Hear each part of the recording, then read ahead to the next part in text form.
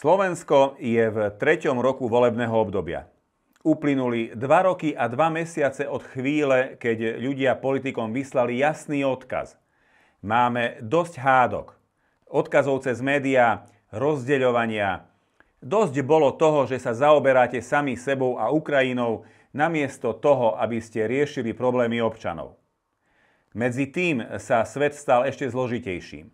Napätie vo svete rastie, u susedov stále zúri vojna, ekonomika ledva dýcha a ľudia sa horko ťažko snažia prežiť šetrenie, ktoré dopada najmä na nich. V takomto období, keď ľudia dvakrát obrátia každé 1 euro, kým ho minú, a zda nie je prehnané očakávať, že tí, ktorí si vypýtali ich dôveru, ju budú aj brať vážne. Vážení politici, dámy a páni, nezabúdajte, nesľubovali ste, že dnes budeme tam, kde sme, ale sľubovali ste zmenu, aby nedošlo k omylu, nie zmenu vašich osobných pomerov, ale službu vlasti a jej občanom. Nie vojnu medzi vami, ale stabilnú, schopnú vládu, ale hlavne jednotu. Ľudia vám dali šancu, pretože verili, že budete iní ako tí pred vami. A čo dostali? Ak sa pozrieme na vyhlásenia posledných dní, týždňov, mesiacov, bez toho, aby sme menovali kohokoľvek konkrétne, situácia je žalostná. Slovensko je dnes pomaly tam, kde bolo pred voľbami. Presne tam, odkiaľ sa chcelo dostať.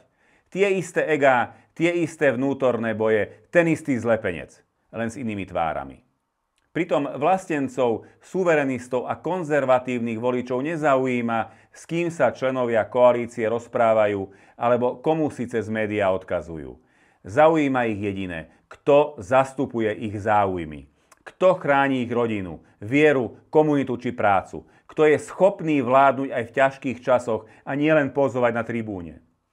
Teraz, v 3. roku vládnutia, keď sa už nemožno vyhovárať na ťažké dedičstvo minulých vlád, by sa mal každý zamyslieť sám nad sebou.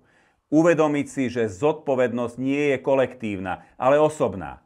Lebo ak bude každý ukazovať prstom na iných, napokon nebude nikto zodpovedný za nič. A ak vám to nejde, pozrite si prieskumy verejnej mienky. Odkaz od ľudí je jasný. Ľuďom dochádza trpezlivosť. Vytráca sa viera aj dôvera, ktorú do vás vložili. A keď sa vytratí úplne, potom už budú zbytočné všetky tlačové vyhlásenia, silné reči či vlastenecké posty na Facebooku. Potom už neostane nič, iba ticho a dištanc od voličov. Politici, dámy a páni, ešte nie je neskoro. Ešte je čas sa vrátiť.